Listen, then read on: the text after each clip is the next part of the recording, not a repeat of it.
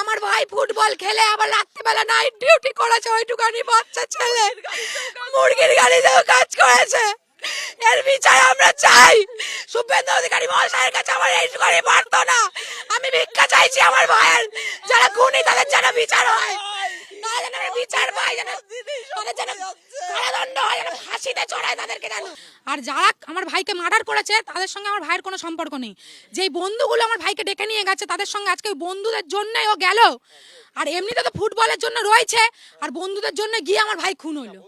আমাদের অভিযোগ, যারা আমার ভাইকে এইভাবে হত্যা করলো, নির্মমভাবে হত্যা করলো, ষড়যন্ত্রভাবে, তাদের আমরা সেরকমই উপযুক্ত শাস্তি চাই। অন্তত মাননীয় মুখ্যমন্ত্রী যেন এই বিষয়টা ভালো করে দেখেন, খতিয়ে।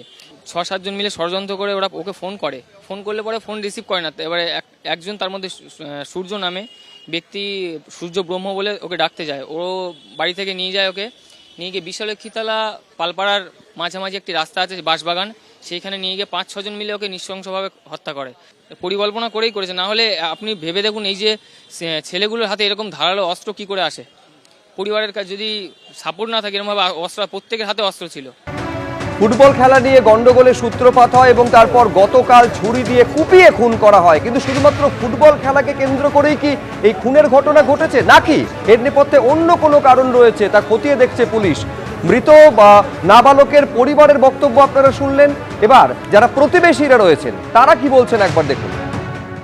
আমরা এসছি যে ছেলেটা মারা গেছে প্রসেনজিৎ বলে, ওই ছেলেটার জন্যই আমরা এসছি। তার বাড়ির লোককে আমরা নিয়ে এসছি, আমরা তার প্রতিবেশী হই, তো তাই জন্যই আমরা এনেছি। আমরা মাননীয় মুখ্যমন্ত্রীর সাথে দেখা করতে এসছি। উনি ওনার আইনি পদক্ষেপ নিয়ে যা বিচারাধীন দাবি, যেন একদম উচ্চ স্তরে ওদেরকে শাস্তি দেওয়া হোক, একদম কঠিন থেকে কঠিনতম শাস্তি চাই। ছুরি দিয়ে কুপিয়ে নৃশংসভাবে খুন করা হয়েছে বারুইপুরের নাবালককে। এই ঘটনায় 6 জনের নামে অভিযোগ দায়ের করা হয়েছে, 5 জনকে আটক করেছে পুলিশ। বারুইপুর এসপি অফিসে নিহতের পরিবারের সঙ্গে আজ কথা বলেছেন মুখ্যমন্ত্রী শুভেন্দু অধিকারী। ফুটবল খেলায় ঝামেলা, নাবালককে কুপিয়ে পরিকল্পনা করে খুন করা হয়েছে বলে অভিযোগ করছে নিহত নাবালকের পরিবার।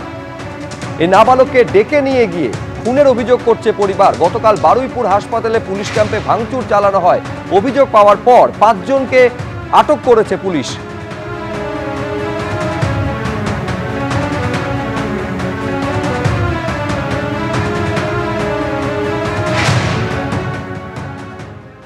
মুখ্যমন্ত্রী আমাকে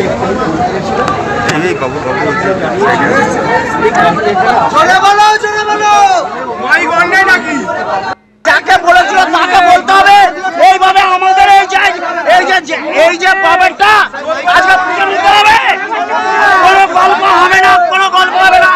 আরো একজন অ্যারেস্ট হয়ে গেছে, আমি কথা দিলাম তো, আরো একজন অ্যারেস্ট হয়ে গেছে, আরো 2টো টিম ওখানে রেড করছে, আমরা ধরে দেবো সবাইকে অ্যারেস্ট। ওই একটা ঘটনা ঘটেছে, এখানে একটা টেনশন ছিল, আমরা দেখে নিচ্ছি, এখন সব ঠিক আছে। বাকিটা তদন্ত হবে, তদন্ত হয়ে যা করার দরকার আমরা প্রপার তদন্ত করব, এবং তদন্তের পরে আমরা যা পাবো সেই অনুযায়ী ওদের শাস্তি দেবো।